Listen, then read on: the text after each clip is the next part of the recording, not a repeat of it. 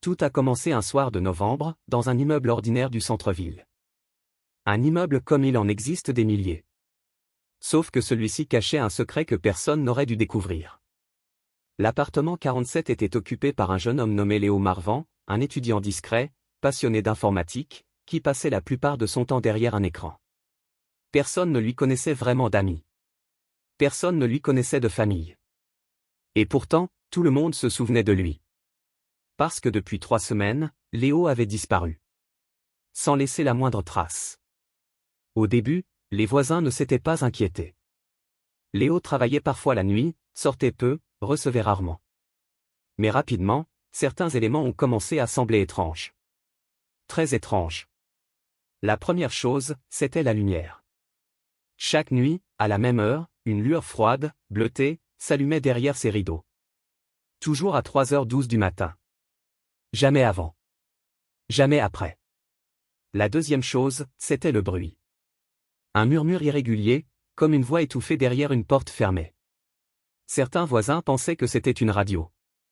D'autres, une vidéo qui tournait en boucle. Mais le plus troublant, c'était ce que la gardienne avait trouvé devant la porte de Léo. Un simple post-it, écrit d'une écriture tremblante. Ne me cherchez pas. Rien d'autre. Un soir, incapable de dormir, la gardienne a décidé d'appeler la police. 2 agents sont arrivés un peu avant minuit. Ils ont frappé à la porte de l'appartement 47 pendant de longues minutes. Aucune réponse. Finalement, ils ont forcé la serrure. À l'intérieur, tout semblait normal. Tout était propre, rangé, calme. Trop calme. Sur le bureau de Léo, un ordinateur était allumé. L'écran affichait une fenêtre d'enregistrement vidéo. Le fichier s'appelait « Dernier message ». Les policiers ont appuyé sur lecture. La vidéo montrait Léo, assis à son bureau, le regard fuyant, les mains tremblantes. Il parlait vite, trop vite. S'il regarde cette vidéo, c'est que je ne suis plus là. Je vous en prie, ne tentez pas de me retrouver. Ce qui m'arrive n'a rien de normal. Tout a commencé par des bruits derrière les murs. Comme si quelqu'un vivait à l'intérieur de l'immeuble, mais, entre les murs. Puis j'ai commencé à recevoir des messages. Des messages que je n'avais pas écrits. Des phrases apparaissaient sur mon écran sans que je touche au clavier. Je pensais que c'était un virus. Mais ce n'était pas un virus. C'était, lui. À cet instant de la vidéo, un bruit sourd résonne derrière Léo. Il se retourne brutalement.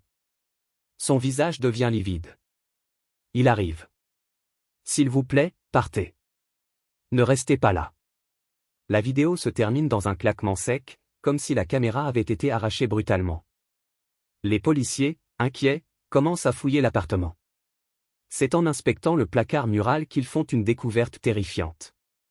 Derrière les planches du fond, soigneusement démontées, se trouvait un espace étroit, à peine assez large pour qu'un homme puisse s'y faufiler.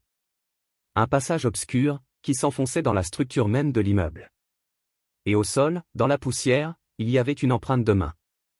Une empreinte fraîche. Comme si quelqu'un venait à l'instant de disparaître dans l'ombre. La police a scellé l'accès. L'enquête n'a jamais abouti. L'appartement 47 a été vidé, puis laissé inoccupé. Les voisins ont continué leur vie, essayant d'oublier ce qui s'était passé. Mais chaque nuit, à 3h12, la même lumière bleue continue de s'allumer derrière les rideaux. Même maintenant. Même si l'appartement est officiellement vide. Personne ne sait ce qui est arrivé à Léo. Personne ne sait ce qu'il a vu, ou ce qu'il a entendu. Mais une chose est certaine. Quelque chose habite encore l'appartement 47. Et ce n'est pas Léo.